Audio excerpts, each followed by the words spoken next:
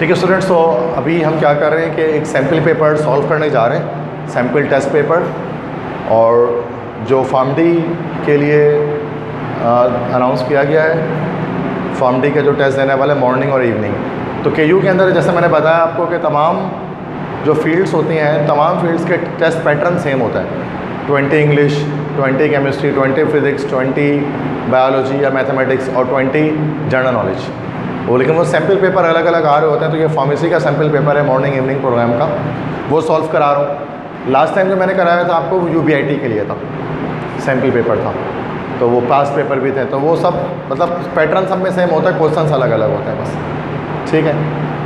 तो सेम जैसे देखें इंग्लिश में अगर आते हैं तो इंग्लिश में ये चूज़ द लेटर वर्ड और phrase that is most nearly opposite in meaning, वही वर्ड एंटोनियम आ गया। तो वर्ड एंटोनियम में मिरेकल, तो मिरेकल के मतलब होते हैं मौजज़ा, किरामत, है ना भी मिरेकल। तो मिरेकल का उलट क्या हो सकता है? विजुअलनेस, वंडर, मार्वेल, सेंसेशन। मिरेकल मतलब मौजज़ा, मौजज़ा मतलब जो बहुत मुश्किल से होता हो। कहते ना कि आज तुम क्लास में कैसे आ गए, मौजज़ा हो गया आज तो मिरेकल का रिवर्स एंटोनिम क्या होगा?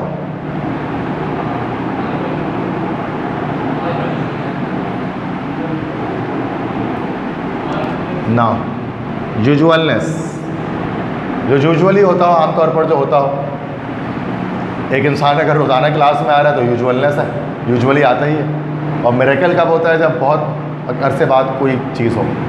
तो मिरेकल मीन्स मौजज़ा या करामत, जो यूजुअल ना हो, जो मामूली ना हो, गैर मामूली चीज़ हो, ठीक है। मोनोथीस्ट बड़ा सिंपल वर्ड है। मोनोथीस्ट किसे कहते हैं? The one who believes in one God. इसका रिवर्स क्या होगा? Polytheist, the one who believes in any God. Antonym हो गया उसका। Hindus are the polytheist, Muslims are the monotheist, ठीक है।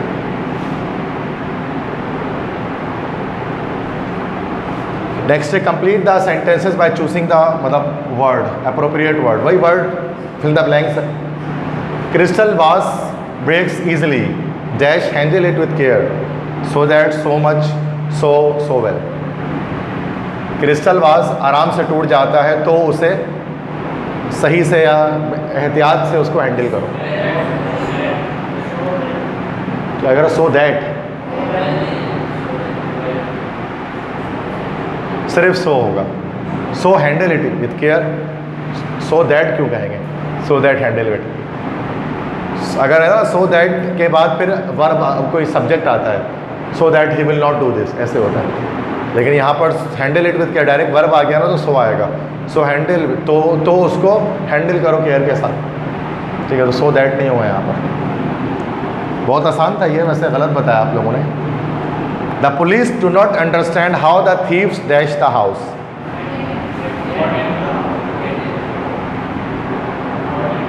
पहली बात तो पास्ट में बात चल रही होगी, ठीक है। कैसे दाखिल हुए, तो गेट, तो ये दोनों तो ऐसे कट गया। तो या तो गॉट इन या गॉट इनटू, क्या होगा? Got into. क्योंकि जब कोई चीज़ मूव करते हुए एक बॉडी से दूसरे बॉडी तक जाएगी तो उसके लिए हम यूज़ करते हैं इनटू।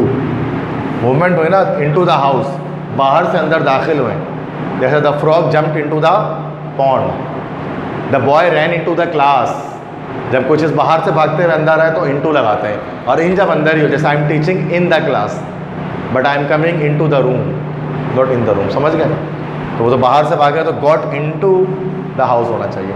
ये प्रेपोजिशन का रूल है, ठीक। बस में आ गए। नेक्स्ट है स्पॉटिंग एरर है। Ali finds it difficult to put his idea into words, no error. Ali को मुश्किल लगता है कि वो अपने आइडिया को अल्फाज में रख सके। रीज़न के साथ बताइए आपको गलती कहाँ दिखती है?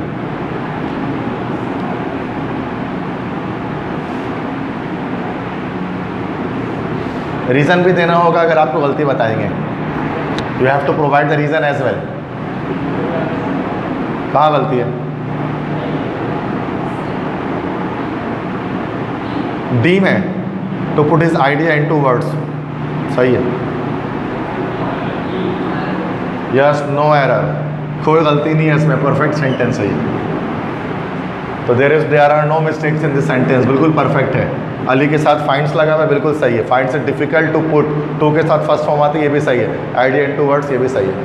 कन्वर्ट किया जा रहा है ना, जैसे ट्रांसलेट इनटू इंग्लिश हम लिखते हैं ना, तो कन्वर्जन के लिए भी इनटू इस्तेमाल करते हैं। Owing for the flooded condition of roads, most of the people were unable to get to the offices.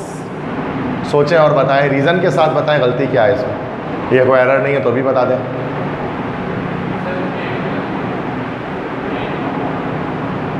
क्या ए में गलती लग रही है? ए में ही गलती है।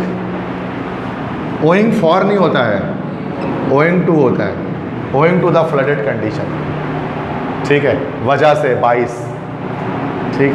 ओइंग फॉर कोई वर्ड नहीं है, ओइंग टू होता है वर्ड जो होता है। तो ये ए में गलती स्पॉट हुई है, वरना बाकी चीज़ें सही लिखी है। सिनोनियम्स है, सेम वर्ड्स बता रहे हैं। एस्टॉनिश, हैरत में आ जाना। Tranquil, serene, peaceful, startled, car.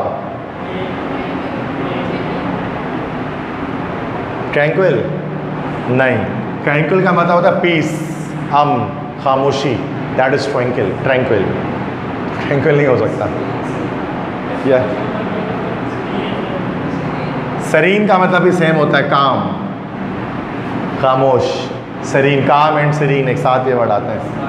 Peaceful, पुरअमन, काम भी खामोश। स्टार्टल्ड, चौंक जाना। जब इंसान एस्टोनिश होता है तो ही तो स्टार्टल्ड होता है। तो तुक्का मार रहे थे क्या तुझे? स्टार्टल, चौंक जाना, चौंक जाना। बिहोल्ड, ये तो बड़ा देखा, उस वर्ड को देखा होगा आपने। सॉलिटरी रीपर की first line, behold her single in the field yon solitary highland lass. Solitary reaper की फर्स्ट लाइन। विलियम शेक्सपियर कहा करते थे, beauty is in the eyes of beholder.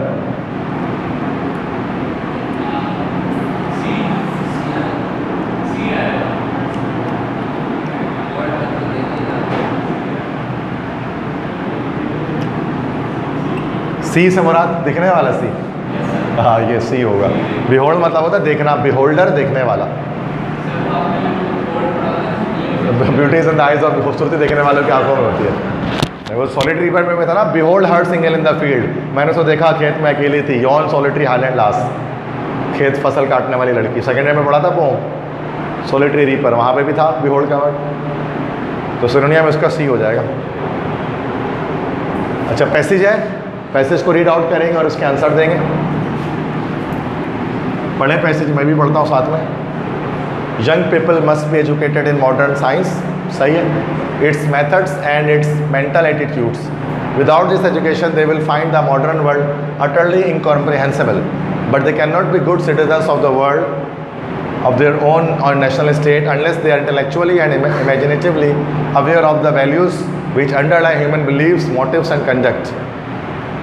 It is in this troubled period of human history, religion and the humanities are as vital as science to the education of good members of good society.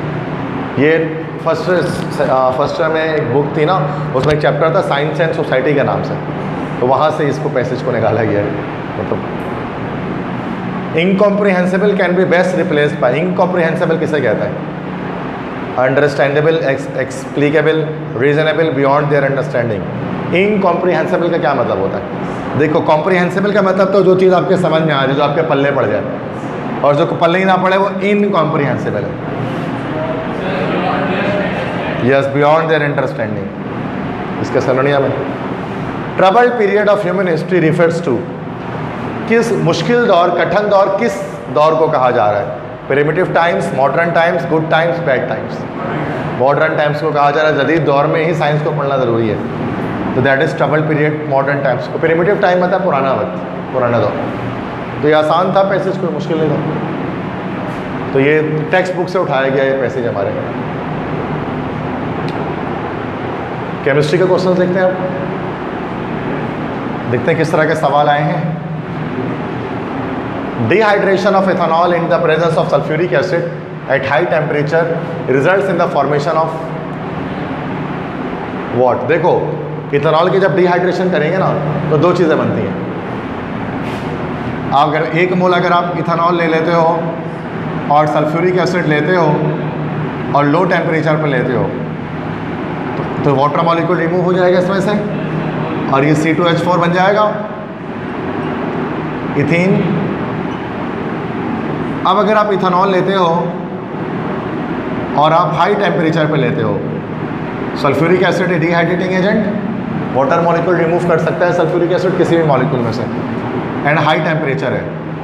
High temperature पे क्या होगा, दो molecules involve हो जाएंगे, दो molecules involve होंगे और दोनों से मिलकर क्या होगा, एक वाटर निकल जाएगा, फिर ये दोनों आपस में जुड़ जाएंगे। तो क्या बना, C2H5O C2H5 प्लस वाटर। ये कौन सा कंपाउंड है, ईथर है ये, तो क्या आंसर होगा, डाईथाइल ईथर, बी। क्लियर है। तो ये लो चूँकि इसमें यहाँ पर उन्होंने जो है वो हाई टेम्परेचर कह दिया ना, इसकी वजह से हमें यहाँ पर लगाना पड़ेगा डाईथाइल ईथर, सही, वरना इथीन हो जाता आंसर अगर लो टेम्परेचर कहते तो। Aqua regia is used as solvent for gold and silver. It is mixture of nitric acid and HCl, their ratio is which what?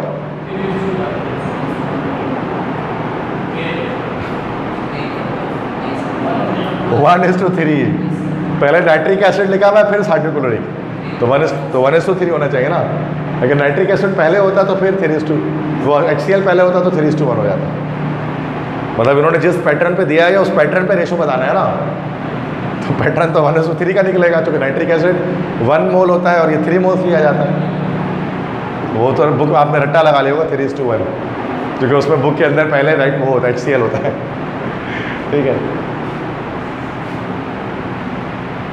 Next है the hybridization between carbon carbon atoms in ethyne is what? Ethyne में कौन सी hybridisation होती है, दो carbon के बीच में sp होती है, sp हाइब्रिडाइजेशन होती है, सिंपल सी ऑप्शन होगा।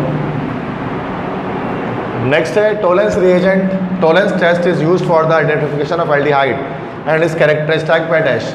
टोलेंस टेस्ट में क्या होता है, final product, silver mirror formation होती है,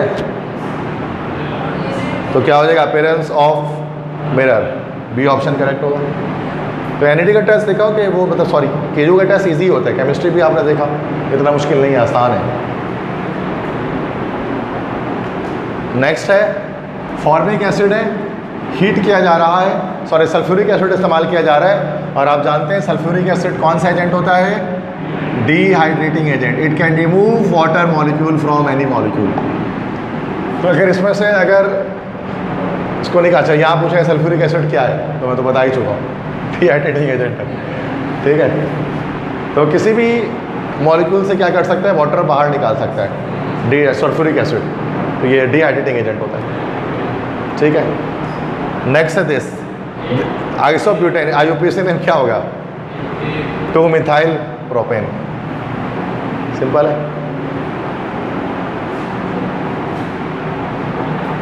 नेक्स्ट एक मॉलिक्यूल दिया हुआ है इस एस्पार्टिक एसिड, ये एस्पार्टिक एसिड है, ये सेकेंड ईयर में आया भी था पेपर में, MCQs में आया था। Which of the following acid is acidic amino acid, तो वो हमने एस्पार्टिक एसिड ही निशान लगाया था ना उसमें। What is the common name, क्या नाम है एस्पार्टिक का, तो ये तो वैसे ही बता रही है, एसिडिक ऐसे वही है ना, पेपर में भी आया था ये, ठीक है, सेकेंड ईयर के। नेक्स्ट है when benzene is नाइट्रेटेड, concentrated nitric acid and sulphuric acid react to form an intermediate which attacks the benzene ring. Which one of the following represents this intermediate? मतलब कौन सा इलेक्ट्रोफाइल होता है जो attack करता है बेंजीन रिंग पर nitration में? नाइट्रेशन में NO2 होता है, NO2 कौन सा पॉजिटिव होगा भाई, नेगेटिव कैसा अटैक, इलेक्ट्रोफाइल होता है ना, इलेक्ट्रोफाइल में पॉजिटिव चार्ज होता है, डी है ना, NO2 पॉजिटिव। कौन साइन है, क्या नाम है साइन का, पता है किसी को? नाइट्रोनियम आइन है ना ये, दिस इज नाइट्रोनियम आइन पॉजिटिव। तो NO2 प्लस जाकर बेंजीन पे अटैक करता है और नाइट्रोबेंजीन बनाता है, ठीक है। ये तो नाइट्रोनियम आइन का। नेक्स्ट है which of the following particles would on losing an electron have half filled set of p orbital. इनमें से कौन सा एलिमेंट ऐसा है जिसमें से अगर एक इलेक्ट्रॉन अगर हम बाहर निकाल दें तो p ऑर्बिटल हाफ फिल्ड हो जाएगा। तो देखना पड़ेगा इसमें कार्बन 6 है तो 1s2 2s2 2p2, एक इलेक्ट्रॉन निकालने से p हाफ फिल्ड होगा क्या? अगर p से एक इलेक्ट्रॉन निकाल दें तो हाफ फिल्ड तो नहीं हुआ ना, p का हाफ फिल्ड 3 इलेक्ट्रॉन आएंगे, कट गया। नाइट्रोजन एटॉमिक नंबर कितना होता है? 7, 1s2 2s2 2p3, अभी हाफ फील्ड है लेकिन एक इलेक्ट्रॉन निकाल देंगे अगर p2 हो जाएगा ये, तो हाफ फील्ड अभी भी नहीं होगा। n माइनस एक इलेक्ट्रॉन बढ़ गया, 1s2 2s2 2p4 होगा क्या? इससे एक इलेक्ट्रॉन निकालेंगे तो p हाफ फील्ड हो जाएगा, अब हो जाएगा। इसको मतलब C हमारे पास करेक्ट ऑप्शन है, n माइनस। कि कौन सा ऐसा पार्टिकल है कि जिसमें से एक इलेक्ट्रॉन निकालने पर p ऑर्बिटल हाफ फील्ड हो जाए। ठीक, समझ में आया सबको? एमसीक्यूज थोड़ा सा टिपिकल था ये। नेक्स्ट है अल्फा रेज आर व्हाट, आसान सवाल है। अल्फा रे क्या है? Positively charge helium nuclei. ठीक है, क्लियर है? अब आगे सबसे भयानक पोर्शन आ गया जीके। ये तो बड़ा आसान सवाल दिया। Karachi is known as city of darkness, city of light. Paris को भी कहते हैं, पेरिस को ही कहते हैं असल में, पता नहीं क्यों कह दिया गया था। असल में जो इसको सिटी ऑफ लाइट का नाम दिया था ना जिस शख्स ने, उनका नाम था, नहीं मुराद अली शाह ने नहीं दिया था, उनके नाम से एक रोड भी है, वो पाकिस्तान में आए थे, जॉन नेपियर, नेपियर रोड इनके नाम से कराची में। तो वो पाकिस्तान बनने से पहले कराची में मतलब वो ऐसा कोई वो आए थे अंग्रेज़ों की तरफ से।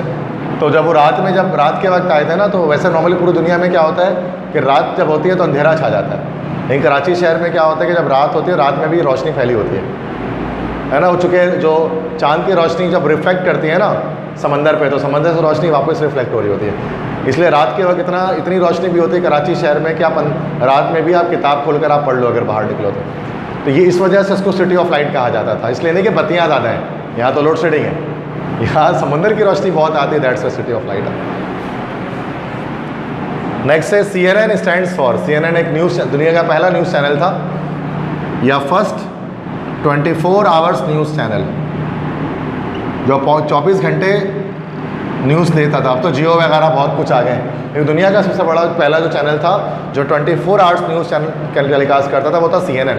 सुना नाम आपने CNN का? BBC, CNN। BBC तो होता है ब्रिटिश ब्रॉडकास्टिंग कॉरपोरेशन, CNN क्या होता है फुल फॉर्म?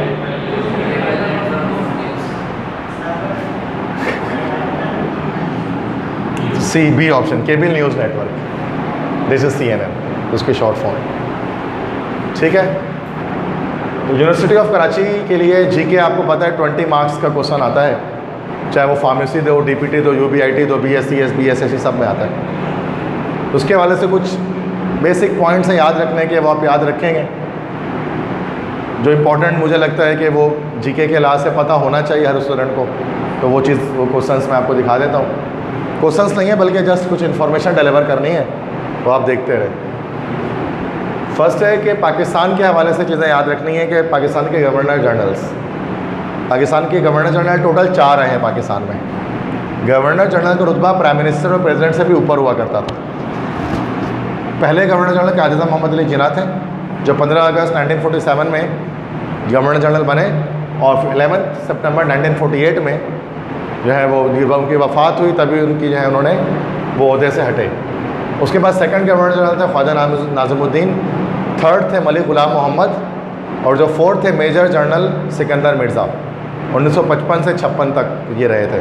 1956 के बाद पाकिस्तान का पहला आइन आ गया था, फर्स्ट कॉन्स्टिट्यूशन, और गवर्नर जनरल का ओहदा ख़त्म कर दिया गया था पाकिस्तान के पहले आइन में, और सबसे बुलंद जो मर्तबा था वज़ीर आज़म को दे दिया गया था। तो ये 4 गवर्नर जनरल हैं जिनके नाम आपको पता होने चाहिए। फर्स्ट कायद आज़म है, सेकंड ख्वाजा नाज़िमुद्दीन, थर्ड है मलिक गुलाम मोहम्मद, और फोर्थ है सिकंदर मिर्ज़ा। ठीक है, सिकंदर मिर्ज़ा भी कहते हैं कुछ लोग, उनको सिकंदर मिर्ज़ा भी कहते हैं, तो एक ही बात है। जैसे स्कूल और सकूल होता है, कोई वाली बात है। सही है, आगे बढ़े। नेक्स्ट है प्रेसिडेंट्स ऑफ पाकिस्तान। बस सारे नहीं याद रखने, बहुत सारे। फर्स्ट याद रखें, पहले प्रेसिडेंट कौन थे? सिकंदर मिर्ज़ा ही थे पहले प्रेसिडेंट, 56 से 58 तक रहे। और अभी जो है करंट वो याद रखें, डॉक्टर आरिफ अलवी, जिनका ताल्लुक पीटीआई से। 2018 के इलेक्शंस में 2018 में ये इलेक्ट हुए थे as a president of Pakistan. By profession ये डॉक्टर हैं, डेंटिस्ट हैं, ठीक है। तो डॉक्टर आरिफ अलवी ये है प्रेसिडेंट ऑफ पाकिस्तान। लेकिन प्रेसिडेंट आपको पता है पाकिस्तान में पार्लिमानी निज़ाम है, तो प्रेसिडेंट की इतनी रुतबा नहीं होता, प्राइम मिनिस्टर ज़्यादा ऊपर होता है प्रेसिडेंट से, because of parliamentary system in Pakistan. दो तरह के निज़ाम होते हैं, प्रेसिडेंशियल सिस्टम और पार्लियामेंट्री सिस्टम। पाकिस्तान में पार्लियामेंट्री सिस्टम है, जिससे पार्लियामेंट ज़्यादा ऊपर है सेनेट से, ठीक है। अब प्राइम मिनिस्टर्स को याद रखना है। फर्स्ट प्राइम मिनिस्टर आप सब जानते हैं लियाकत अली ख़ान। 15 अगस्त पाकिस्तान जब बना तो पहले प्राइम मिनिस्टर इन्हीं को बनाया गया और अपनी वफ़ात तक ये प्राइम मिनिस्टर रहे। उनको शहीद किया गया था 16 अक्टूबर और नॉट 1945। कब, किस ईयर में शहीद किया गया था? ईयर बताइए। लियाकत अली ख़ान को Pakistan and the modern world पढ़ा है सेकेंड इंग्लिश में, 1952 इनको शहीद किया गया। Second prime minister Khwaja Nazimuddin बने, यही सेकंड गवर्नर जनरल भी थे। और थर्ड नहीं याद रखना है, करंट बस आप याद रखें, सभी को पता है, तब्दीली खान 2018 में बने इलेक्शंस के बाद, इमरान खान, ठीक है। अच्छा, ऐसा भी आ सकता है फर्स्ट इलेक्टेड प्राइम मिनिस्टर।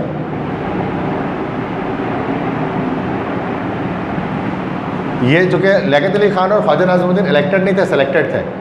कुछ लोग कहते हैं ये भी सेलेक्टेड है, लेकिन उस पर बात नहीं करेंगे अभी हम। इलेक्टेड प्राइम मिनिस्टर कौन होते हैं? जो कि इलेक्शंस के थ्रू बनते हैं। तो पहले इलेक्टेड प्राइम मिनिस्टर कौन थे, पता है किसी को?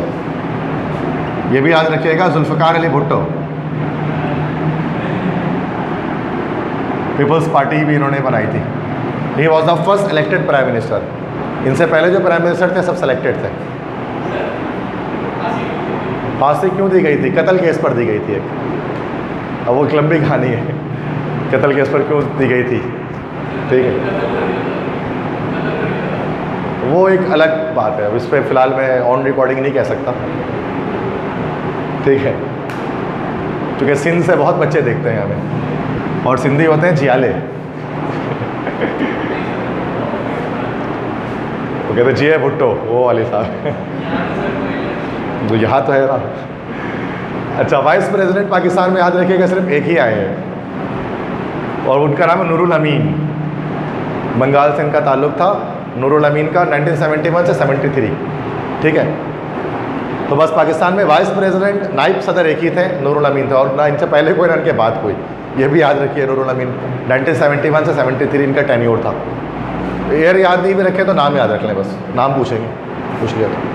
ये सब इंटरेस्टिंग वाले ये पता होना चाहिए, वैसे भी पता होना चाहिए, सब जीके है, मतलब नहीं आए के जो के टेस्ट में तो भी मसला नहीं, बट पता तो होना चाहिए ना हमें।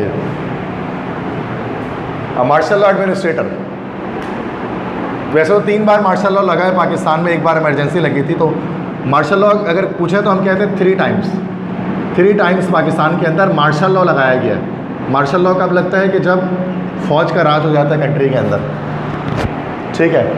सबसे पहले जो मार्शल लॉ लगा था वो किसने लगाया था? अयूब खान ने, field marshal Ayub Khan.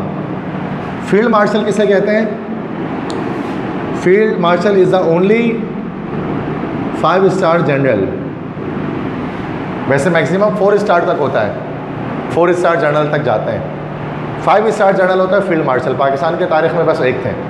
Field marshal उस कमांडर इन चीफ़ को कहा जाता है, उस आर्मी चीफ़ को कहा जाता है जो ख़ुद मैदान जंग में हिस्सा ले और लड़ाई करे। तो फील्ड मार्शल अयूब खान ने 1965 की जंग में जो है वो एक तोप चलाई थी, कैनन, मैदान जंग में जाकर इंडियन फौजियों की तरफ, इसलिए उनको फील्ड मार्शल कहा जाता है। अगर कोई आर्मी लीडर खुद मैदान जंग पे आ जाए लड़ने के लिए तो वो फील्ड मार्शल है। पाकिस्तान में बस एक ही थे, ठीक है, तभी फील्ड मार्शल अयूब खान लिखा होता नाम में।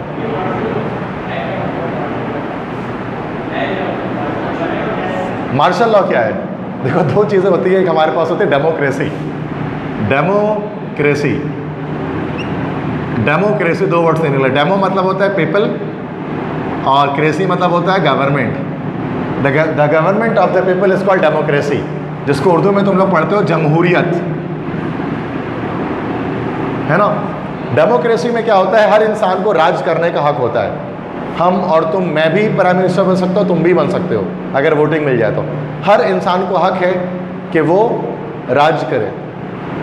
लेकिन मार्शल लॉ के अंदर क्या होता है कि फौज के जो सरबराह हैं वो अपने कंट्रोल में कर लेते हैं कंट्री को, और कंट्रोल में करने के बाद अपने लिहाज से चलाते हैं, और लोगों को हक नहीं मिलता कि वो जो है वो रूल करे कंट्री के अंदर। तो ये मार्शल लॉ है।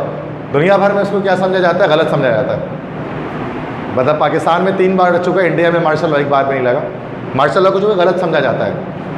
अच्छा, एक मज़े की बात ये, पाकिस्तान में जब जब मार्शल लॉ लगा तब पाकिस्तान ने तरक्की की है, क्योंकि पाकिस्तान डंडे की कौम है।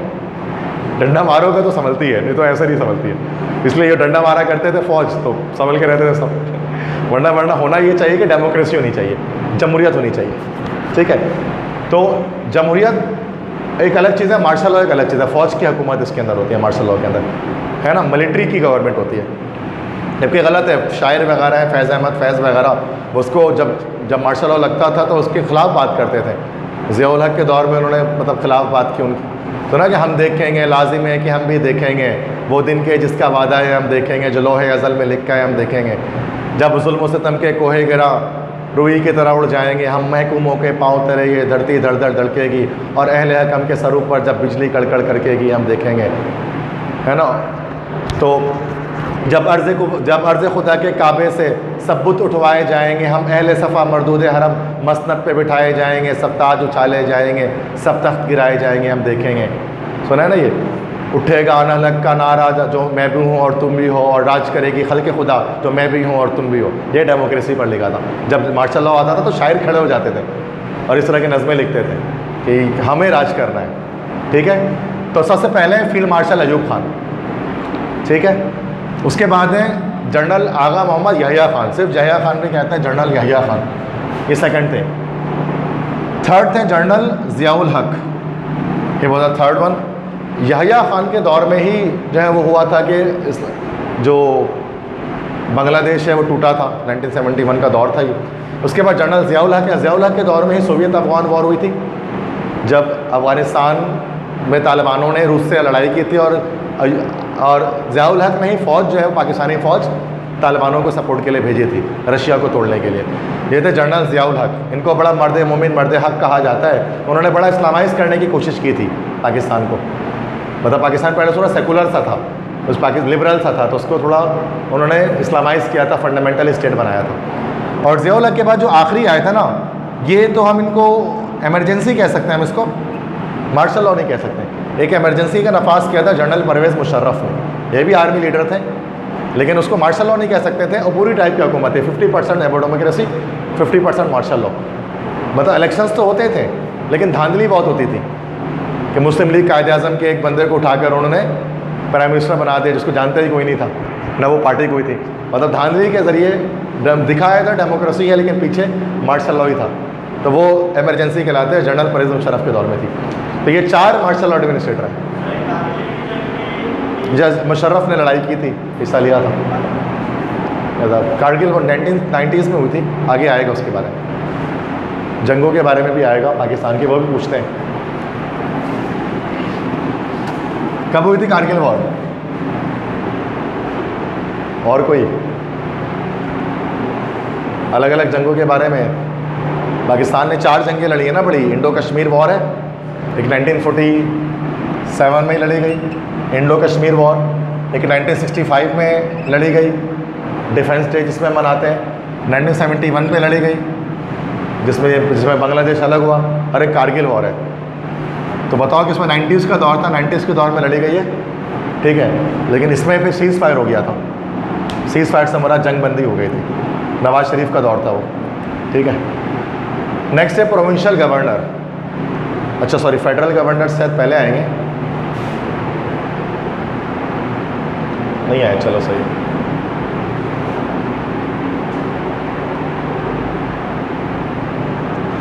आई थिंक फेडरल गवर्नर्स का भी टॉपिक था इसके अंदर, शायद वो रह गया। ठीक है, देखो दो हैं, प्रोविंशियल होते हैं और फेडरल होते हैं। फेडरल जो पूरे पाकिस्तान के होते हैं, ठीक है। तो अगर मैं पहले फेडरल बता देता हूँ, फेडरल मिनिस्टर्स,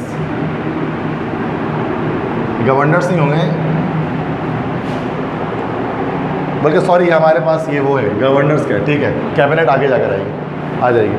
तो प्रोविंशियल गवर्नर सिंध के कौन है गवर्नर इस वक्त? इमरान इस्माइल है, इनका ताल्लुक पीटीआई से है। उस सिंध के गवर्नर यस इमरान इस्माइल है, रोक सको तो रोक लो, तब्दीली आई में चचा नहीं थे वही इमरान इस्माइल थे, ठीक है।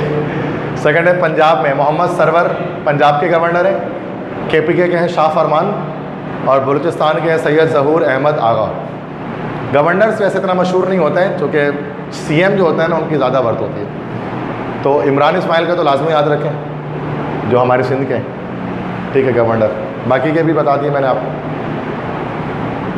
चीफ मिनिस्टर प्रोविंशियल, ये ज़्यादा ज़रूरी है। सिंध के हैं मुराद अली शाह, ये तो जानते ही हैं। पंजाब के हैं सरदार उस्मान बोजदार, ये पंजाब के उस्मान बोजदार इनको कहते हैं। केपीके के हैं महमूद खान, ठीक है, पहले शायद परवेज़ खटक थे, चेंज किया गया। और बलूचिस्तान के हैं जाम जमाल खान, ठीक है। तो ये 4 अलग अलग प्रोविंशियल चीफ मिनिस्टर्स हैं, अलग अलग प्रोविंस के करंटली जो इस वक्त हैं, ठीक है। मुराद अली शाह तो यह पता ही होगा सिंध के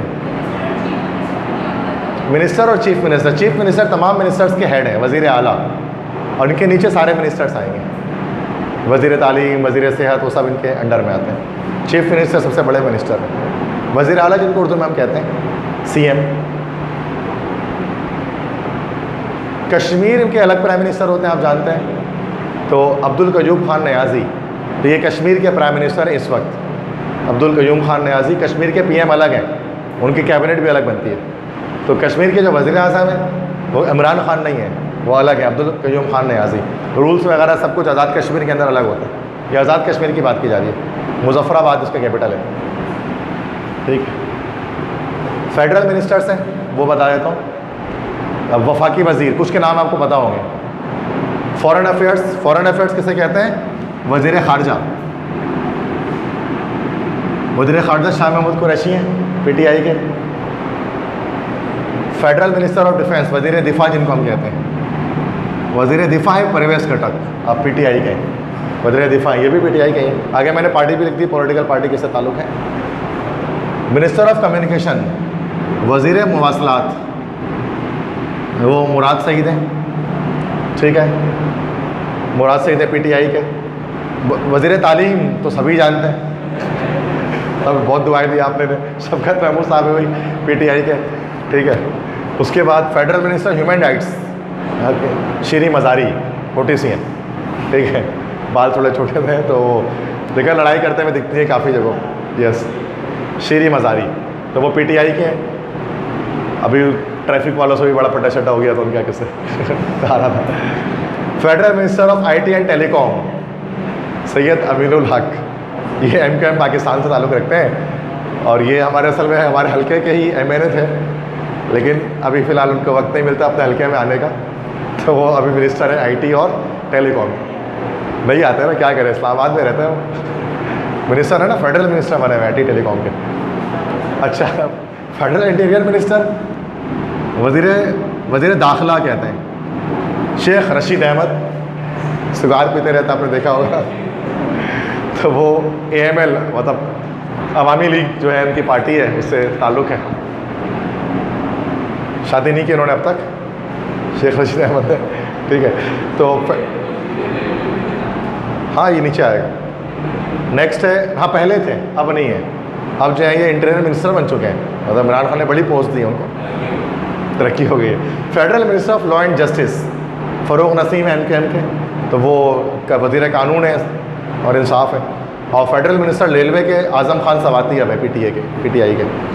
साइंस और टेक्नोलॉजी के भी जानते होंगे यार, फवाद चौधरी, बड़ा नाम है इनका, चांद देखते हैं आजकल ये, पीटीआई के हैं, ठीक है। तो फवाद चौधरी ये साइंस और टेक्नोलॉजी के वज़ीर हैं। Water resources, Faisal Vawda PTI के, तो फैसल वावड़ा जो है वो वाटर रिसोर्सेज पानी के लिए जो है वज़ीर है। और फेडरल मिनिस्टर ऑफ इंफॉर्मेशन मतलब वज़ीर इत्तलात इनको हम कह सकते हैं। वज़ीर इत्तलात वफाकी वज़ीर शिबली फराज हैं, अहमद फराज के बेटे हैं। ये अहमद फराज शायर थे ना, उनके बेटे हैं शिबली फराज, PTI के। तो वो जो है इंटरनल में वो मिनिस्टर किसके हैं भाई, इंफॉर्मेशन के, वज़ीर इत्तलात। ये सारे याद रखें, फेडरल मिनिस्टर्स को पूछ सकते हैं MCQs में आपसे। AML अवामी लीग है ना, ये अवामी मुस्लिम लीग, उसकी अलग पार्टी है उनकी। हाँ, आज़ाद उम्मीदवार है, लेकिन इनकी अपनी पार्टी है अवामी लीग के नाम से। हाँ नहीं, इनकी अलग पार्टी थी ये, वो आर्मी फंडेड पार्टी के थ्रू आए थे ये। समझ में आ गए, सारे लिख लें। बहुत सारे और भी होते हैं, मैंने इंपॉर्टेंट लिखे हैं, जो कि वज़ीर तो बहुत है क्या पाकिस्तान में, लेकिन इनके नाम भी आप कुछ के जानते ही थे, कुछ के नाम पता लग गए। असल में होता है ना कि एक वज़ीर कोई हो तो भी कुछ है, कल अगले साल कुछ और बन जाता है वो, ये मसला रहता है। जैसा वज़ीर रेलवे को याद था एक अरसे तक रहा है, लेकिन अब नहीं है वो। तो ये इसलिए मैंने दिखा दिया कि देखो सब इस वक्त करेंटली आज के तारीख तक सबकी क्या पोजीशन है। ठीक है, आज ही मैंने अपडेट किया है सारे लेक्चर्स। स्पीकर्स याद रखें, डिप्टी स्पीकर, ये स्पीकर जो है वो नेशनल असेंबली के स्पीकर इस वक्त हैं असद कैसर। स्पीकर आपने देखा होगा ना, वो सामने सारे जो है वो डेस्क पे जाते रहते हैं और वो डेस्क को सुनते रहते हैं, टेबल को। यस, तो स्पीकर होते हैं ना, तो उन्हीं से बात कर रहे होते हैं, उन्हीं को मुखातिब करते हैं। तो नेशनल असेंबली के स्पीकर होते हैं असद कैसर, और सिंध असेंबली के स्पीकर हैं आगा सिराज दुर्रानी। ठीक है, तो ये सिंध असेंबली है जो कराची के अंदर ही मौजूद है। सिंध क्लब देखा होगा ना आपने, गवर्नर हाउस सिंध क्लब उसके साथ ही है सिंध असेंबली, CBU जाते हुए आता है। और इस तरह से ये नेशनल असेंबली इस्लामाबाद में, तो उसके हैं असद कैसर। बाकी हर प्रोविंस के अपने होंगे, याद नहीं रखें, सिंध के अगली से याद रखें और नेशनल असेंबली के याद रखें कि कौन इनके स्पीकर्स हैं। ठीक है, चीफ ऑफ पाकिस्तान डिफेंस, मतलब पाकिस्तान आर्मी नेवी एयरफोर्स के सबसे बड़े लीडर्स कौन है इस वक्त पाकिस्तान में। आर्मी चीफ तो आप जानते हैं कमर बाजवा, इससे पहले राहिल शरीफ थे, उनसे पहले अशफाक परवेज़ कियानी थे, मतलब। लेकिन आपको सिर्फ करंट का याद रखना है, कमर बाजवा इस वक्त मौजूद हैं आर्मी चीफ। और नेवी के जो सबसे बड़ा ओहदा होता है एडमिरल, नेवी में सबसे ऊपर होता है एडमिरल, और एडमिरल का नाम है मोहम्मद अमजद खान नियाजी। तो ही is the admiral of Pakistan navy. और एयरफोर्स में होता है air chief marshal. Air marshal, air chief marshal सबसे बुलंद होता, वो है ज़हीर अहमद बाबर। ठीक है, जो पाकिस्तान एयरफोर्स के सबसे टॉप लीडर है। तो ये आर्मी नेवी एयरफोर्स तीनों का मैंने सबसे बड़े लीडर्स बता दिए। ये आर्मी चीफ हैं, ये एडमिरल ऑफ नेवी हैं, और ये एयर चीफ मार्शल है, एयर मार्शल है।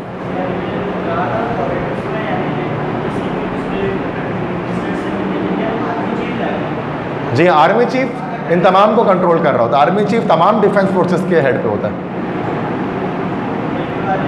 नहीं, सबसे ऊपर जो है ना वो यही आर्मी चीफ। जैसा आपने देखा होगा ना, वो जो ISPR है वो कंप्लीट आर्मी की ही है, ISI जो है वो आर्मी की एजेंसी है, आर्मी ने बहुत बड़ा उसका सेटअप है। चीफ जस्टिस सुप्रीम कोर्ट के हैं Gulzar Ahmed, chief justice supreme court Islamabad के। किसी ज़माने में साकिब निसार थे, हमने उनको बड़े डैम के पैसे जमा कराए थे, और डैम तो बना नहीं, और वो भी उसके बाद नहीं मिले। ठीक है, तो साकिब निसार तो पुराने हैं, वो मशहूर थे, लेकिन अभी इसमें गुलजार अहमद है। और सिंध हाई कोर्ट के जो सब चीफ जस्टिस हैं वो अहमद अली शेख। अहमद अली शेख जो है वो सिंध हाई कोर्ट के हैं। और सुप्रीम कोर्ट ऑफ पाकिस्तान सबसे बड़ा जो कोर्ट है पाकिस्तान का, उसके हैं गुलजार अहमद चीफ जस्टिस। ठीक है, सिंध हाई कोर्ट के अलग है, सुप्रीम कोर्ट के अलग है। सिंध हाई कोर्ट भी कराची में ही आपने देखा होगा। ठीक है, हाई कोर्ट। ठीक है भाई, नेक्स्ट है IG सिंध पुलिस के IG भाई, इंस्पेक्टर जनरल इस वक्त मुश्ताक अहमद महर है। IG सबसे बुलंद पोस्ट होता है, सबसे अपर पोस्ट होता है किसमें, पुलिस के अंदर। IG कहते हैं ना, IG सिंध, पूरे सिंध पुलिस के। IG मतलब होता है इंस्पेक्टर जनरल, IG। तो IG इस वक्त है Mushtaq Ahmed Mahar, he is the IG of Sindh police. उसके बाद उसके नीचे आते हैं DIG, SSP, DSP, सब नीचे आते हैं। पाकिस्तान क्रिकेट बोर्ड, क्रिकेट के हवाले से देखें, पाकिस्तान क्रिकेट बोर्ड के चेयरमैन इस वक्त रमीज़ राजा है, अभी बने। कोच सकलैन मुश्ताक अब्दुल रज़ाक, इस वक्त ये 2 कोच हैं। और चीफ सेलेक्टर मोहम्मद वसीम इस वक्त बने हुए हैं, जो चीफ सेलेक्टर सिलेक्शन करते हैं। चेयरमैन तो रमीज़ राजा हैं, और कोच जो है वो बॉलिंग कोच सकलैन मुश्ताक है, जो पहले वेस्ट इंडीज़ के भी बॉलिंग कोच थे। और अब पाकिस्तान के सकलैन मुश्ताक पाकिस्तान के बहुत बेहतरीन ऑफ स्पिनर बॉलर हैं। सकलैन मुश्ताक दूसरा इन्होंने ईजाद किया था, सईद अजमल ने बाद में इस्तेमाल किया उसको। और अब्दुल रज़ाक बहुत ग्रेट ऑलराउंडर पाकिस्तान के, तो वो इस वक्त कोच हैं। अच्छा, मिसबाह-उल हक क्या थे? मिसबाह-उल हक को क्या बनाया गया था अभी? चीफ सेलेक्टर, वो हटा दिया ना उससे, खुद ही छोड़ा है ना उन्होंने। सैयद मोहम्मद वसीम है उनकी जगह, वो भी थे पहले शायद। तो अभी ये लेटेस्ट अभी बहुत चेंजिंग हुई है कुछ दिनों में, तो ये लेटेस्ट आज की तारीख तक तो यही है फिलहाल। अदरवाइज़ देर आर चेंजिंग होते रहते हैं उसके अंदर, बड़ी करप्शन बहुत है। पीसीबी है ना, पाकिस्तान क्रिकेट बोर्ड नहीं है, पर्ची क्रिकेट बोर्ड है वो, ठीक है। वो पर्ची से ही लोग आगे पीछे होते हैं उसमें। अच्छा, वर्ल्ड लीडर्स है उसके बाद कुछ, मतलब जरूरी नहीं कि पाकिस्तान के लीडर्स का आपसे आस्क किया जाए, मतलब वर्ल्ड लीडर्स का पूछा जा सकता है मशहूर कंट्रीज़ के। तो जैसे इंडिया, नरेंद्र मोदी, ठीक है। बांग्लादेश की है शेख हसीना, शेख मुजीबुर रहमान की, इनके फादर थे शेख मुजीबुर रहमान जो पहले प्राइम मिनिस्टर थे बांग्लादेश के, और इनकी बेटी हैं शेख हसीना। यस, वेस्ट पाकिस्तान उस वक्त था। शेख मुजीबुर रहमान की वजह से ही बांग्लादेश अलग हुआ था असल में, मेन उन्होंने ही किया था सब। अमेरिका का पता है, जो बाइडन, ये डोनाल्ड ट्रंप के बाद जो बने जो बाइडन बने।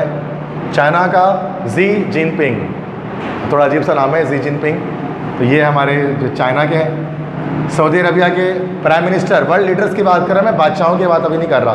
तो जो प्राइम मिनिस्टर है ना बच्चे, मोहम्मद बिन सलमान है, वो पाकिस्तान भी आए थे वो। और जो बादशाह हैं, किंग हैं, उनका नाम क्या है? किंग सलमान। इनके फादर बादशाह हैं और ख़ुद ये प्राइम मिनिस्टर है। और बड़ी चेंजिंग कर रहे हैं सऊदी अरब के अंदर ही। नहीं, किंग फैसल तो इनके बहुत पुराने हैं, दादा भी से भी पीछे चले गए, दादा होंगे, ठीक है। यूएई मतलब मुत्तहदा अरब अमीरात, तो खलीफा हैं उसमें, वही प्राइम मिनिस्टर भी हैं, खलीफा बिन जैद अल नहयान। तो खलीफा बिन जैद अल नहयान जो है वो यूएई के प्राइम मिनिस्टर हैं। अबू धाबी इसका कैपिटल है असल में। बाकी दुबई के शेख खलीफा अलग होते हैं, वो मखतूम ख़ानदान है ना, शेख राशिद अल मखतूम। अल मखतूम जो है वो दुबई में होते हैं, और अल नहयान जो फैमिली है ना वो अबू धाबी में होती है, और वही पूरे यूएई को संभालती है। ठीक है, Abu Dhabi is the capital of UAE, पूरे यूएई को संभालती है। जर्मन प्रेसिडेंट पहले जो थी वो बड़ी मशहूर थी, ठीक है, तो मॉर्केल जिनका नाम था। अब इस वक्त है फ्रैंक वॉल्टर स्टाइनमायर, ये जर्मन प्रेसिडेंट है, स्टाइनमायर जस्ट कह सकते हैं। इससे पहले मॉर्केल थी जो एक अरसे तक रही, फीमेल थी, अब जाकर चेंज हुई है वो। और बहुत ज़्यादा फेयर और बहुत ज़्यादा कह लो कि एक तरह से करप्शन फ्री खातून थी। छोटे बाल उनके भी थे ना, मॉर्केल नाम था उनका। वो कोट टाइप का पहनती थी वो हमेशा, तो वो आज टीवी में भी अक्सर उनका आया करता था। तो वो बड़ी बेहतरीन थी, जर्मनी को बड़ा अच्छा लेकर चली वो। 2 कमरे के फ्लैट में रहा करती थी। जर्मन प्रेसिडेंट की बात कर रहे हैं। कनाडा क्या है? Justin Trudeau. Justin Trudeau Canadian prime minister है, और ये भी बड़े हम्बल हैं और बड़े अच्छे प्राइम मिनिस्टर हैं, और मुस्लिम्स को बड़ा सपोर्ट करते हैं कनाडा के अंदर। ये जस्टिन ट्रूडो को वर्ल्ड्स मोस्ट हैंडसम प्रेसिडेंट इन्हीं को कहा जाता है, जस्टिन ट्रूडो को। और सेकंड मोस्ट हैंडसम जो है वो इमरान खान है। फ़र्क सिर्फ ये है कि ये इनके पास हैंडसमनेस के अलावा भी और स्किल्स हैं, लेकिन यहाँ सिर्फ हैंडसमनेस है, ठीक है। तो ये आगे है फ्रांस के हवाले से क्या, फ्रांस के तो आपने अभी बड़ा नाम सुना होगा, पिछले साल इमैनुअल मैक्रोन, बड़े जूते चप्पल मारे आपने उन्हें, जिन्होंने नामूस रसालत के ख़िलाफ़ कुछ बात की थी ना। तो मैक्रोन जो बड़ा नाम चल रहा था फ्रेंच प्रेसिडेंट का, वो फेसबुक पे इधर उधर, तो ये फ्रेंच प्रेसिडेंट है मैक्रोन। यूके के है बोरिस जॉनसन यूके के प्राइम मिनिस्टर है बोरिस जॉनसन।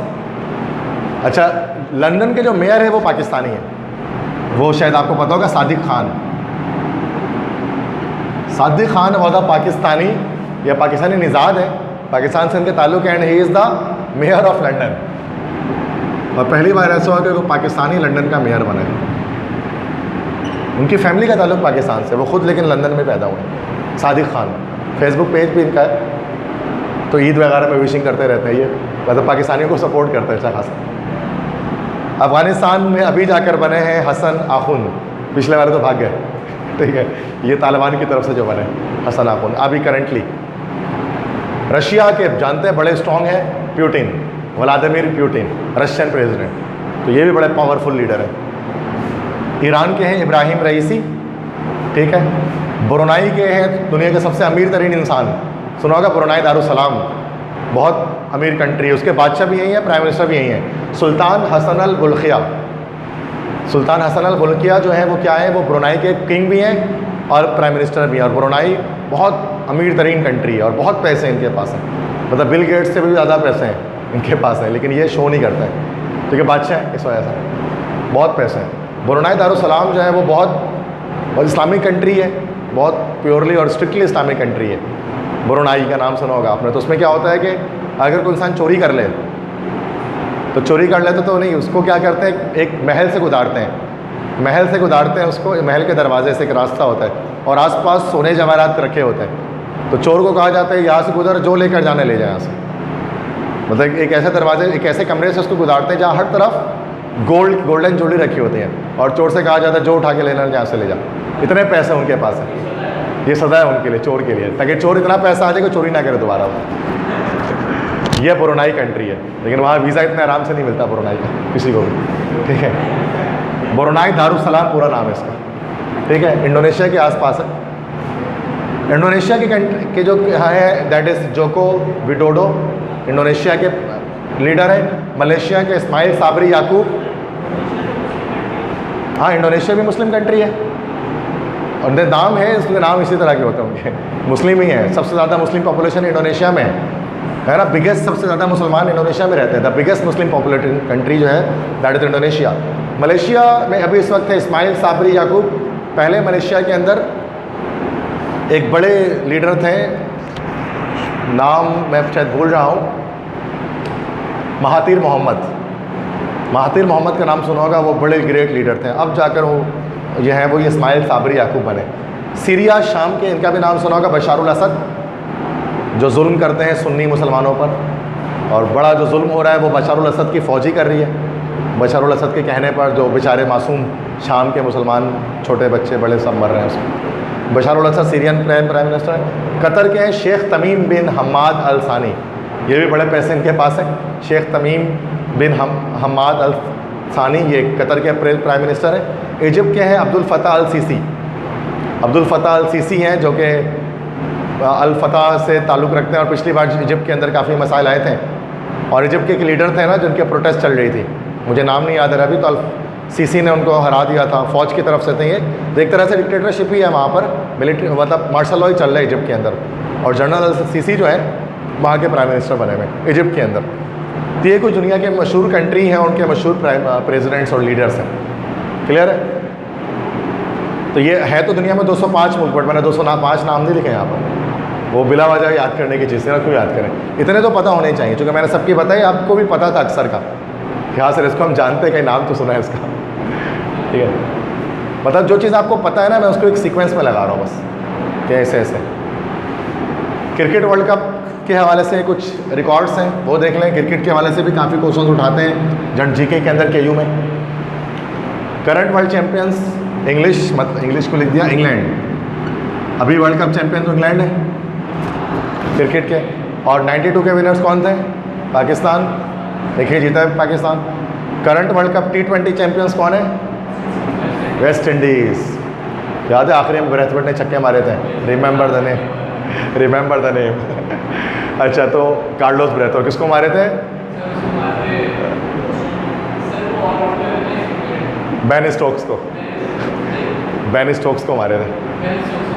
और बेन स्टोक्स ने फिर अपने आप को कैसा पावरफुल बनाया, तो जिताया ही उसने वर्ल्ड कप, देखा है तो ये उसकी बड़ी अच्छी डॉक्यूमेंट्री पे वीडियोस की है बेन स्टोक्स की, कितना अपने आप को इम्प्रूव किया।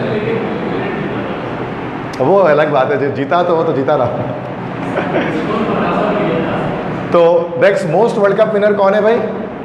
ऑस्ट्रेलिया। कितनी बार जीता है? 5 बार जीत चुका है, सबसे ज़्यादा। बस इतनी बातें वर्ल्ड कप के हवाले से क्रिकेट की याद रखें। करंट चैंपियन इंग्लैंड है, 92 में पाकिस्तान ने जीता। T20 champion current West Indies है और most world cup winners Australia 5 बार जीत चुके हैं। एक बार तो हैट्रिक कर ली थी लगातार 3 बार जीतने की 99, 2003, 2007। बहुत स्ट्रॉन्ग टीम थी उस वक्त, रिकी पॉन्टिंग के दौर की बात कर रहा हूँ। क्रिकेट टीम भी बड़ी ख़तरनाक थी उनकी उस वक्त, ग्लेन मैकग्रा, ब्रेटली, ये सब जब थे। नेक्स्ट है ओडीआई रिकॉर्ड्स हैं। ओडीआई किसे कहते हैं? One day international. One day international 50 overs जो मैच होते हैं उनके रिकॉर्ड्स हैं।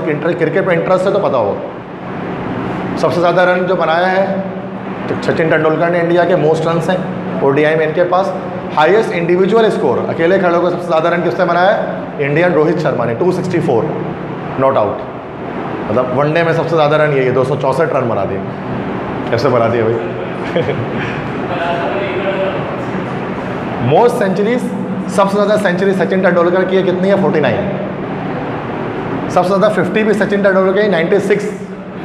बहुत बड़े प्लेयर थे सचिन तेंदुलकर जिनको हम कहते हैं, ठीक है। बहुत सारे लोग थे कि तेंदुलकर की रिटायरमेंट के बाद क्रिकेट देखना ही छोड़ दिया उन्होंने इंडियंस ने, इतना ग्रेट प्लेयर था ये। बहुत सारे लोगों का भी फेवरेट प्लेयर तेंदुलकर होता है, बड़े आजकल जो प्लेयर्स हैं उनके।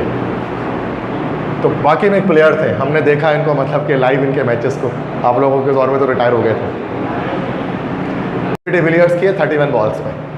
ए बी डिविलियर पाकिस्तान में, शाहिद अफरीदी की थी 37 बॉल्स में पाकिस्तान में, लेकिन वो टूट गया, अक्सर टूटता रहा। 31 बॉल पे ए बी डिविलियर की है फास्टेस्ट सेंचुरी।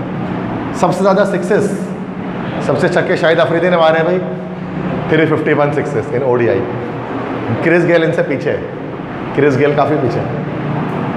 सबसे ज़्यादा विकेट मुरलीधरन श्रीलंका के हैं, स्पिनर बॉलर थे मुथाया मुरलीधरन, बड़े बेहतरीन स्पिनर बॉलर थे। यस, वो मलिंगा है। ये जब बॉल कराया तो आके फाड़ कर देखते थे बिल्कुल, तो डर लगता था उनको। तो वो पुराने प्लेयर हैं, 534 विकेटें ली हैं इन्होंने ओडीआई में।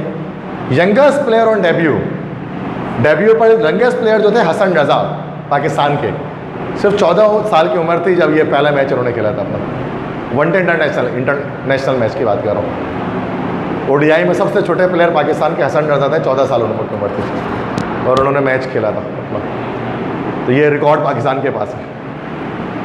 Most man of the matches Sachin Tendulkar को 62 टाइम्स, 62 टाइम्स उनको मैचेस में मैन ऑफ द मैच दिया गया। और यस, सेंचुरी वाले तो सारे मिल गए होंगे, 49 तो सारे आ गए इनके पास, सही बात है। बाकी मोस्ट मैचेस एम्पायर, एम्पायर के तौर पे सबसे ज़्यादा फिर पाकिस्तानी कौन? अलीम डार, वेरी ग्रेट पर्सनालिटी पाकिस्तान के अलीम डार।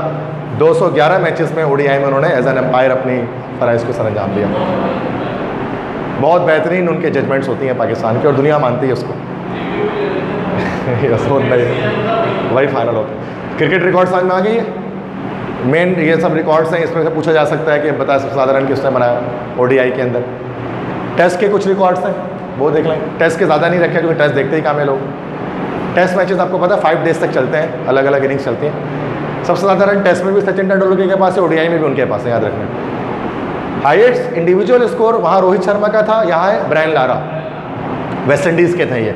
400 रन बनाए थे उन्होंने, 400 रन, और इतना रन अब तक कोई नहीं बना सका, ठीक है। 400 रन उन्होंने बनाया था, लेकिन इनके 400 रन बनाने की वजह से टीम मैच हार गई थी। क्योंकि आप खड़े रहे ना 400, मतलब देश आपने सामने वाली टीम को मौका ही नहीं दिया खेलने का, तो मैच ड्रॉ हो गया। तो ये मैच ड्रॉ हो गया था, ठीक है। क्योंकि टेस्ट के अंदर रूल्स बड़े अलग होते हैं, आपको सामने वाले को वक्त भी देना है खेलने के लिए। अगर आप ही खेलते रहोगे तो फिर वो ड्रॉ हो जाएगा मैच। तो ये मैच ड्रॉ हो गया था इनके 400 रन बनाने पर भी। मोस्ट सेंचुरीज सचिन तेंदुलकर की है, इसमें भी टेस्ट में 51 सेंचुरीज हैं और 49 वहाँ थी। Fastest century Brendon McCullum, New Zealand के हैं। ब्रेंडन मैककलम बड़े अच्छे खिलाड़ी थे, 52 बॉल पे टेस्ट में उन्होंने सेंचुरी बनाई थी। वैसे टेस्ट में तो टुक टुक कर रहे होते हैं नॉर्मली। मोस्ट विकेट्स सेम मुरलीधरन ने लिए सबसे ज़्यादा, ओडीआई में सबसे ज़्यादा विकेट उनकी है, इनकी भी इसमें भी इनकी है। मुरलीधरन श्रीलंका के सबसे ज़्यादा विकेट लिए, 800 विकेट उन्होंने लिए। ओडीआई में विकेट्स जो उनकी हैं वो दिखा देना दोबारा से। ओडीआई में 534 विकेट्स, 800 विकेट उन्होंने टेस्ट में ले लिया। और मुरलीधरन बड़े बेहतरीन स्पिनर बॉलर थे। इनके बारे में यह था कि अच्छा, आखिरी बॉल जो उन्होंने अपने करियर का कराया था ना टेस्ट में, उसमें भी एक विकेट ली थी, मतलब 799 विकेट थी। और आखिरी बॉल जैसे उन्होंने फेंका था ना, और आखिरी बॉल में क्या क्या पता क्रिकेटर ने खुद कैच दे दिया हो ताकि इनका 800 पूरा हो सके। तो उसमें 800 विकेट उन्होंने ली थी टोटल, ठीक है, बहुत ज़्यादा है ये। T20 के कुछ रिकॉर्ड्स हैं, क्योंकि T20 का एक अलग फंड है, 20 ओवर के मैचेस।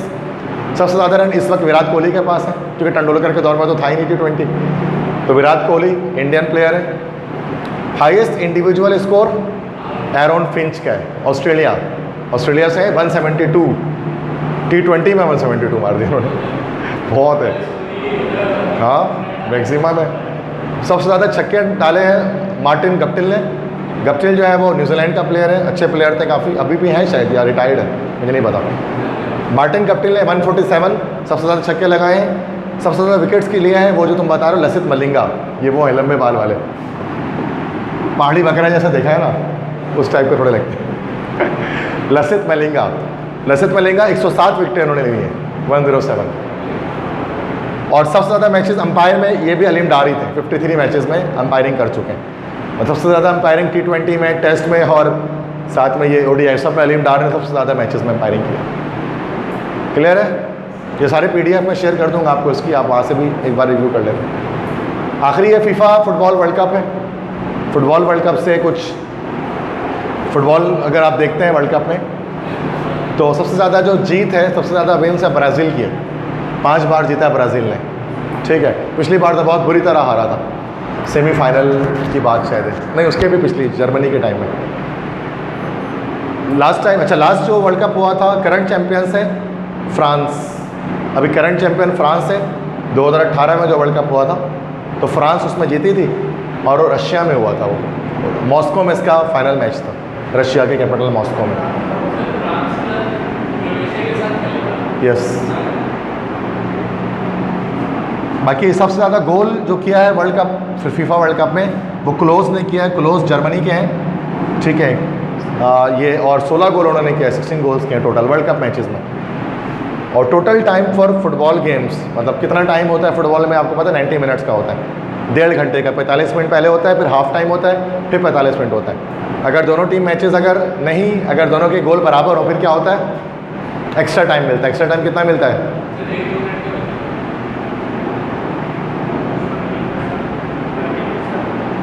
यस, 15 मिनट्स का मिलता है, 15 मिनट तक का मिलता है। और अगर उसमें भी अगर फैसला ना हो सके तो ड्रॉ नहीं करते, उसमें ड्रॉ का हिसाब नहीं है, उसमें कोई ना कोई जीतेगा।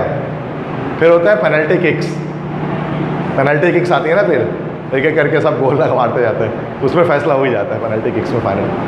ठीक है बच्चों, तो ये फीफा फुटबॉल की मैंने कुछ आपको बताया। अच्छा, एक स्लाइड है नोबेल प्राइज़ रिकॉर्ड्स के बारे में।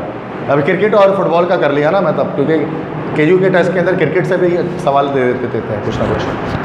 अगर आपको इंटरेस्ट था तो पहले से पता था, नहीं इंटरेस्ट था तो अब पता लग गया, ठीक है। क्योंकि जनरल नॉलेज तो एक आम सी चीज़ है भाई, कुछ भी हो सकता है उसके अंदर, आपको इंटरेस्ट हो ना हो उससे कोई फ़र्क नहीं पड़ता उसमें। Nobel prize records, Nobel prize आपको पता है अल्फ्रेड नोबेल के नाम पर दिया जाता है।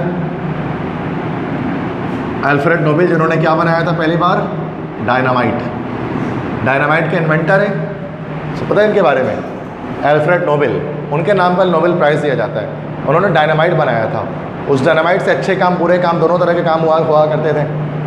अच्छे काम इसलिए होते थे कि कोई जगह, कोई पहाड़ के बीच में रास्ता बनाना है तो उसके लिए डायनामाइट यूज़ कर लिया। बुरे काम इस तरह से होते थे कि सुसाइड बॉम्बिंग में या कोई टेररिज्म एक्टिविटीज़ में उसको इस्तेमाल किया जाता था। तो क्या हुआ कि एक बार अल्फ्रेड नोबेल ने जब डायनामाइट बनाया था ना, तो उनको बहुत सारे पैसे, $10 मिलियन मिले थे इनाम के तौर पे अमेरिकन गवर्नमेंट की तरफ से। तो वो पैसे उनके पास थे। एक बार वो सुबह जो है वो चाय पी रहे थे और अखबार पढ़ रहे थे। अखबार में लिखा हुआ था dynamite devil Alfred Nobel dies today, dynamite devil Alfred Nobel dies today, मतलब आज के दिन डायनामाइट बनाने वाला शैतान मर गया। अब अल्फ्रेड नोबेल खुद पढ़ रहे हैं वो खबर, उन्होंने बोला कि यार ये क्या खबर शाये हो गई, मैं तो मेरे मरने के बारे में। उन्होंने क्या किया, कॉल किया अखबार के दफ्तर के, तुम क्या खबर शाये कर रहे हो, मैं ज़िंदा हूँ। उन्होंने फिर बताया कि हमने फेक न्यूज़ हमें कैसे मिली थी, तो फिर हमने वो उसको मतलब चला दी, तो गलत सॉरी वॉरी की उन्होंने, और फिर बस कॉल रख दी गई। फिर अल्फ्रेड नोबेल ने सोचा कि मैं मर जाऊँगा तो लोग मुझे इस नाम से याद रखेंगे कि डायनामाइट बनाने वाला शैतान मर गया। तो उसने सोचा कि कुछ ऐसा कर चलो यहाँ के बहुत याद रहो, मतलब इंसान अच्छा काम करके। तो उसने क्या किया, जो उसके $10 मिलियन थे वो उसने उठा कर रख दिया एक फाउंडेशन में, नाम रखा नोबेल फाउंडेशन, और कहा कि मैं जब मर जाऊँ जिस साल, तो मेरे पैसों में से कुछ पैसे जिन्होंने साइंस में अच्छे काम किए होंगे ना, मेरे नाम से उनको इनाम दे देना कुछ पैसे मेरे। ये वसीयत कर दी उसने। 1901 में 91 में अल्फ्रेड नोबेल की मौत हो गई। 1901 में ही पहली बार नोबेल प्राइज़ मिला साइंटिस्ट को, दुनिया भर से, मतलब एक बंदे को मिलता है, आपको पता है, हर फील्ड के अंदर। तो वो उसके पैसों में से कुछ पैसे इनाम दिए जाते हैं, और हर साल 1901 से लेकर 2021 तक हर साल मिलता जा रहा है नोबेल प्राइज़। और वो किसके, तो बहुत सारे बच्चों को पता नहीं होता नोबेल प्राइज़ कहते हैं क्यों ऐसा। ये अल्फ्रेड नोबेल के नाम पर कहते हैं। एक पूरा बड़ा वाक़या है इसका, इंसिडेंट है।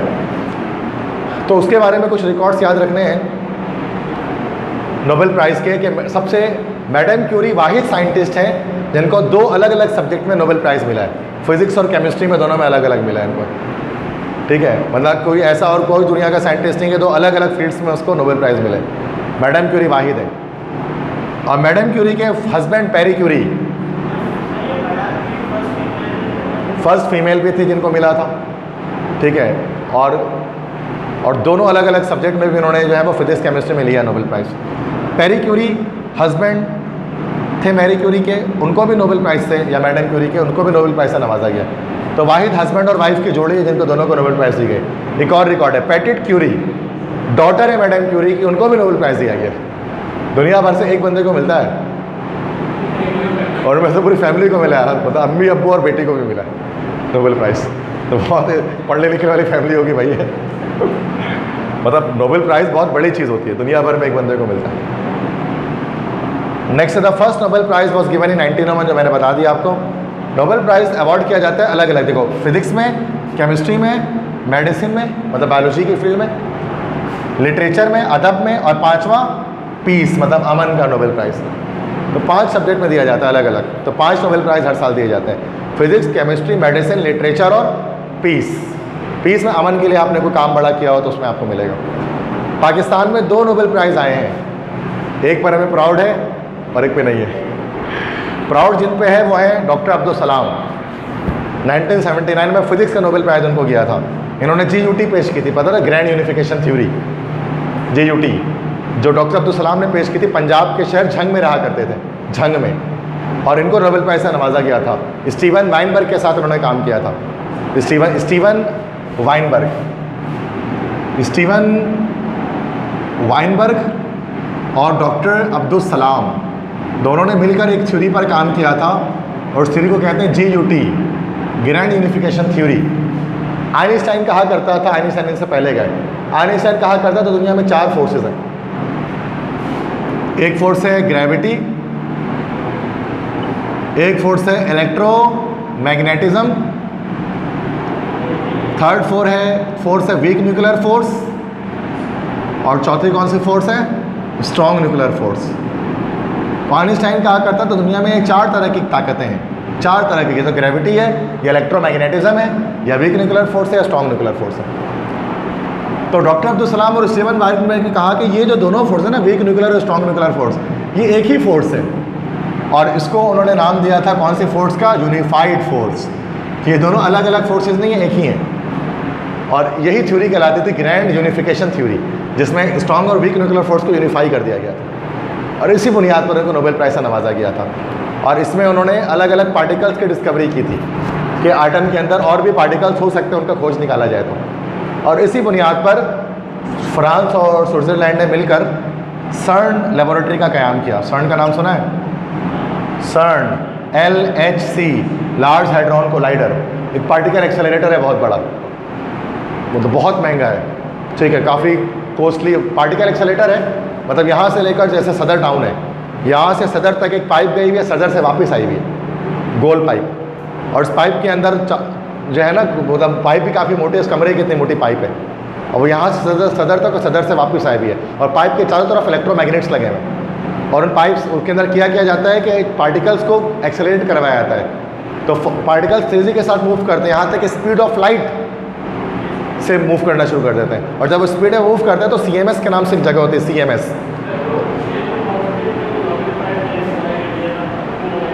हाँ,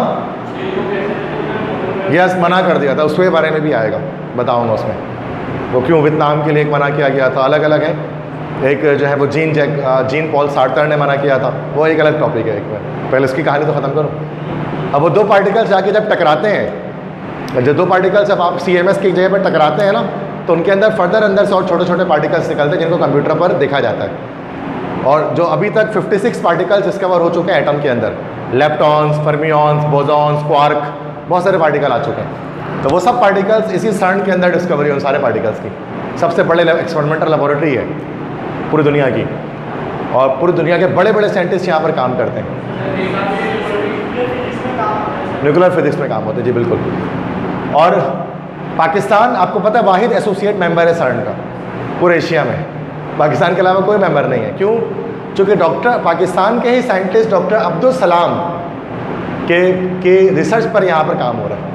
इसलिए पाकिस्तानियों को हर साल पाकिस्तान से 5 इंजीनियर हायर किए जाते हैं CERN में स्कॉलरशिप के लिए। यस, इसरो, क्या इसरो पाकिस्तान के नहीं, इसरो इंडिया का है। पाकिस्तान का स्पार्को है। ये फ्रांस और स्विट्ज़रलैंड के बॉर्डर में अंडरग्राउंड बना हुआ है, ये पूरा ज़मीन के नीचे बना हुआ है।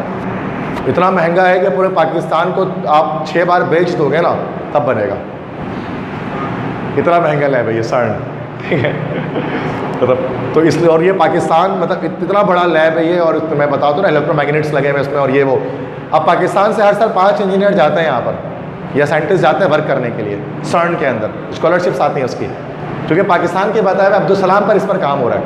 और वहीं पर इटली के अंदर ही Abdul Salam institute of theoretical physics भी मौजूद है। Doctor Abdul Salam institute of theoretical physics, grand unification theory दी थी उन्होंने बिल्कुल, फ्रांस और स्विट्जरलैंड के बीच में CERN। अब क्या हुआ कि doctor Abdul Salam institute of theoretical physics Italy के अंदर मौजूद है, मतलब इनके नाम पर है। और पाकिस्तान में इस्लामाबाद में थी कायदा यूनिवर्सिटी, उसके अंदर डिपार्टमेंट था फिजिक्स का, Abdul Salam department of physics. उसका नाम चेंज करके कर दिया गया Abdul Qadeer Khan department of physics. वजह क्या है? Because he was Qadiani, because he was Qadiani, he was not a Muslim. But इससे कोई फ़र्क नहीं पड़ता। एज अ साइंटिस्ट तो वो पाकिस्तानी थे, तो एज अ साइंटिस्ट उनकी कदर करनी थी, लेकिन हमने उनके बारे में पता ही नहीं, हमें नहीं होता अब्दुल सलाम कौन है। हमारी किताबों से नाम तक निकाल दिया गया डॉक्टर अब्दुल सलाम का, पता ही नहीं हमारे बच्चों को, इसलिए हमारे कोरे हैं इस मामले में। क्योंकि हम किसी का मज़हब देखकर फैसला करते हैं कि उससे मोहब्बत करने की नफरत करनी है। मज़हब का क्या लिंक है? ऐसा तो न्यूटन भी काफिर नहीं पढ़ो उसको, आइंस्टाइन भी काफिर नहीं पढ़ो उसको, यहूदी है। तो साइंस पढ़ने के लिए क्या काफिर और मुसलमान होना है ना भाई? तो ये तो हमने अपने पापे को लहड़ी मारी है कि हमने इनको इज्जत नहीं दी है, ठीक है। सिंपल सी बात है, इनका मज़हब इनके लिए अल्लाह और उसका मामला है, कादियानी है जो भी है, लेकिन हमने उनको कम सपोर्ट तो करना था, हमें बताना तो था अपनी पब्लिक को कि ये कौन है। हमारे यहाँ कोई डॉक्यूमेंट्री प्रोग्राम्स वगैरह कुछ नहीं आते इनके ऊपर, कि बच्चों को पता लगे कितने बड़े साइंटिस्ट है, स्टीवन वायरबर्ग के साथ काम किया था। और आपको पता है पूरी दुनिया की साइंसी किताब उठा लो, कहीं पाकिस्तानी का नाम आपको नहीं दिखेगा, सिर्फ एक जगह पर दिखेगा, इनका नाम दिखेगा। जब श्रोडिंगर्स मॉडल आया था ना, श्रोडिंगर्स मॉडल, अलग अलग मॉडल थे, एटॉमिक मॉडल। पहले था डाल्टन्स का सॉलिड बॉल मॉडल, फिर आया जे थॉमसन का प्लम पुडिंग मॉडल, फिर आया रदरफोर्ड का सोलर सिस्टम मॉडल या न्यूक्लियर मॉडल, फिर आया नील्स बोहर का सोलर सिस्टम मॉडल, फिर आया श्रोडिंगर का wave mechanical quantum mechanical model, और सबसे जो एंड मॉडल आता है ना, उसका नाम मैं आपको बता रहा हूँ, जो अभी चल रहा है दुनिया में, उसका नाम है वाइनबर्ग सलाम मॉडल। दुनिया की हर किताब में लिखा होता है वाइनबर्ग से। ये सलाम कौन है? ये डॉक्टर अब्दुल सलाम। और कौन सा पाकिस्तानी का नाम अच्छे नामों से याद किया जाता है दुनिया में कहीं? इसका नाम तो आ रहा है, हम इनको भी नहीं समझते। वाइनबर्ग सलाम मॉडल, इतना बड़ा एटॉमिक मॉडल उन्होंने पेश किया था। तो ये मैं बता रहा था कि 2 नोबेल प्राइज़ मिले, एक तो जिन पर प्राउड है हमें, डॉक्टर अब्दुल सलाम, बाकी इनका मजहबी मामला वो अल्लाह से लिंक करता है, वो हम यहाँ पर नहीं जज कर सकते उनको। 1979 में, और सेकंड पे तो यार मलाला यूसुफजई है, ठीक है। तो 2014 में उनको नोबेल पीस प्राइज़ से नवाजा गया था। इंडिया ने जस्ट वो अमेरिका ने फेमिनिज़म को सपोर्ट करने के लिए ऐसा किया था बस, ताकि उनको दिखाएं कि देखो हम जो है औरतों को सपोर्ट कर रहे हैं और पाकिस्तान में सपोर्ट मिलना चाहिए, मतलब इस तरह की। क्योंकि अमेरिकन को ऐसा लगता है कि हमारे यहाँ औरतें पढ़ती नहीं हैं, उनके लगता है औरतों के हर स्कूल में बम मार दिया जाता है। मतलब अमेरिकन को ऐसा लगता है कि हमारे यहाँ बच्चियाँ पढ़ती नहीं है, डॉक्टर नहीं बनती, इंजीनियर नहीं बनती। ये भूल है उनकी। हमारे यहाँ हर घर के अंदर ऐसा होता है कि लड़के लड़कियों सबको बराबरी दी जाती है, हर घर में मज़हब भी फॉलो किया जाता है, बराबरी भी दी जाती है। मलाला यूसुफज़ई ऐसा शो करना चाहती थी कि नहीं पाकिस्तान में औरतें बिल्कुल मतलब रुस्वा हैं, तो ये फिर गलत बात थी ना, पाकिस्तान का इमेज ख़राब किया गया जाकर। तो उस हवाले से हम इसको क्रेडिट देते ही नहीं हैं इनको। काम अब्दुल सलाम ने किया था बड़ा, इन्होंने तो कोई काम नहीं किया। सही है। तो 2 नोबेल प्राइज़ वैसे पाकिस्तान को मिले हैं, एक मलाला यूसुफज़ई को मिला 2014 में और 1979 में डॉक्टर अब्दुल सलाम को मिला। क्लियर है सारी चीज़ें।